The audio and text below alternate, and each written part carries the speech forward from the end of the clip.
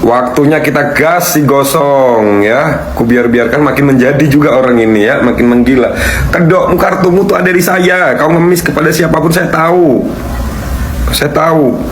Dari kemarin saya masih menjadi manusia. Saya masih punya hati mau ngomong. Tapi sekarang kau tengok filter yang saya pakai, anjing.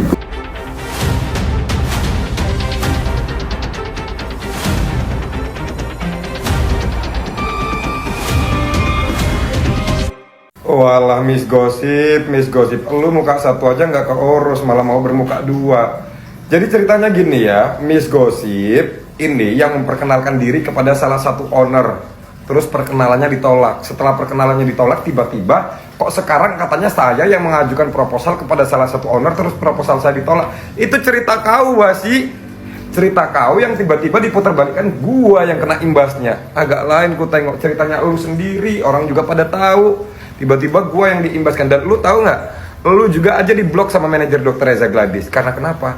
Karena setiap apa yang kau lakukan itu berimbas buruk kepada Dr. Reza Gladys. Lu menghina ibunya Nikita Mirzani, berimbas buruk kepada Dr. Reza Gladys. Lu barbar di sana, berimbas buruk kepada Dr. Reza Gladys. Lu yang kemarin menghina produk-produk siapa itu?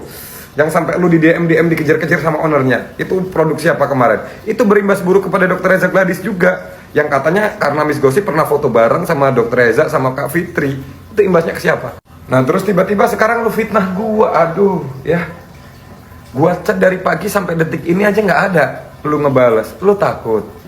Kenapa? Mau gua bongkar lagi semuanya? Lu ngemis treatment di Dr. Reza Gladys ya. Terus abis treatment lu minta sama karyawannya Dr. Reza Gladys buat diantarkan ke rumahnya Dr. Reza Gladys. Terus karyawannya bilang apa? Saya hubungi ibu dulu. Ternyata Dr. Reza Gladys lagi tidak di rumah. Terus disampaikan sama karyawannya, Miss, Dr. Reza Gladysnya lagi tidak di rumah. Kecewa kau di situ nangis-nangis. Sehabis itu kau pulang telepon aku. Aduh Miss, udah lagi kebobroanmu tuh di tanganku. Dan ini perlu kalian ketahui semuanya ya. Miss Gosip pindah ke kubu sana. Kubu sini nih justru malah senang. Tidak ada yang ketar-ketir dan tidak ada yang ketakutan. Senang, gembira, riak. Karena kenapa? Karena orang yang sebarbar dia yang mulutnya tidak bisa ditatar, akhirnya tidak mengotori lagi nama baik kita.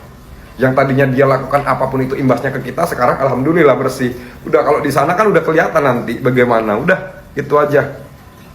Waktunya kita gas si gosong ya. Biarkan makin menjadi juga orang ini ya, makin menggila. Kedok, kartumu tuh ada di saya. Kau ngemis kepada siapapun saya tahu. Saya tahu. Dari kemarin saya masih menjadi manusia. Saya masih punya hati mau ngomong. Tapi sekarang kau tengok filter yang saya pakai, anjing. Udahan. Ya. Anjing memang udahan filter yang saya pakai ini. Jadi ya siap-siap. Anjing udah gak pakai hati lagi kalau ngomong. Ya, ku bongkar kedokmu semuanya.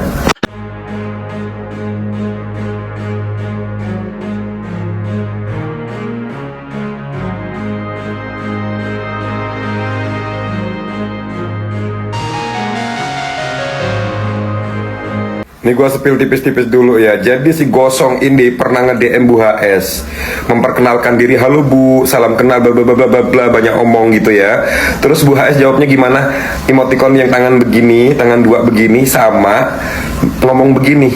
Maaf, saya tidak mau mengenal Anda, tidak mau kenal dengan Anda, saya mau fokus dengan jualan, saya tidak mau huru hara. Intinya ditolak. Karena si Bu HS ini tahu niat dan tujuan dia kemana. Ngemes niat tujuan dia itu. Dan nanti berimbas buruk ya. Makanya Bu HS juga tahu Bu HS itu bukan orang sembarangan, orang yang cerdas. Berimbas buruk nanti. Contohnya apa? Contohnya dia ngebela-bela Dr. Reza. Nggak ada orang nyuruh dia untuk ngebela Dr. Reza, itu nggak ada. Sama sekali nggak ada. Dia tuh nggak pernah dianggap. Kau tahu ya. Nggak ada orang nyuruh dia ngebela Dr. Reza, tapi yang kena imbasnya Dr. Reza. Dia ngulitin ibunya terdakwa aja, ibunya Dr. Reza yang kena imbasnya. Selalu berimbas buruk, malah petaka dia itu, pembawa malapetaka. Wadidaw. Jadi Miss ya gimana? Abi itu gimana? Kalau Abi itu menurutku sampah juga ya. Sampah? Iya, kan dia bilang aku pengemis, ya sampah. Dia itu pernah ngajuin proposal untuk ke satu owner gitu ya, untuk menjadi buzzernya. Ternyata itu ditolak.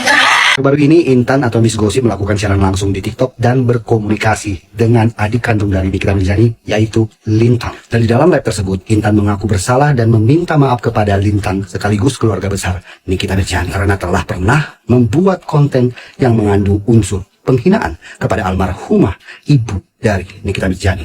Lintang pun memberikan reaksi dan mengucapkan sebagai manusia dirinya menerima permintaan maaf dari Intan atau Miss Gosip. Namun satu kata yang disampaikan oleh Lintang dalam live tersebut kepada Intan atau Miss Gosip, bahwa apa yang dilakukan oleh Miss Gosip terhadap almarhumah ibunya merupakan sesuatu hal yang sangat berat.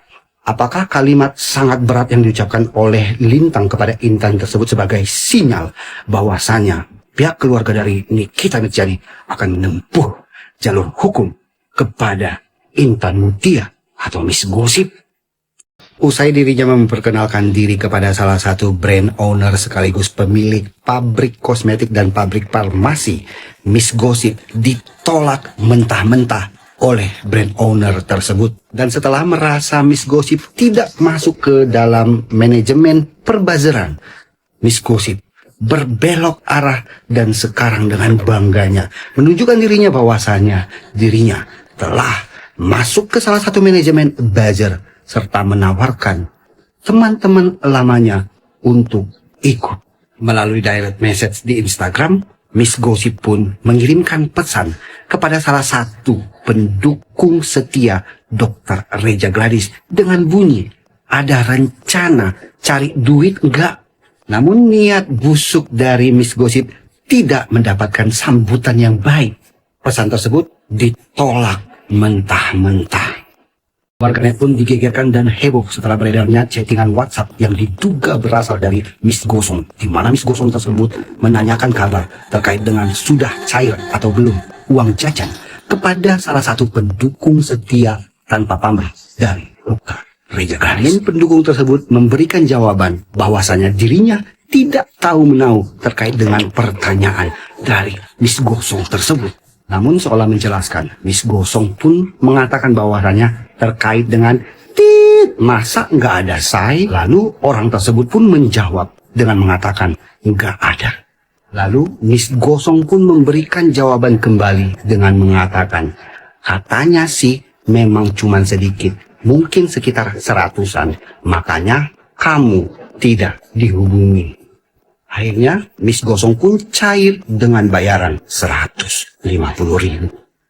Akhirnya Miss Gosong pun secara terang-terangan buka suara dan menunjukkan kepada publik bahwasanya dirinya telah resmi putar haluan setelah sederetan permintaannya tidak dikabulkan oleh beberapa brand owner.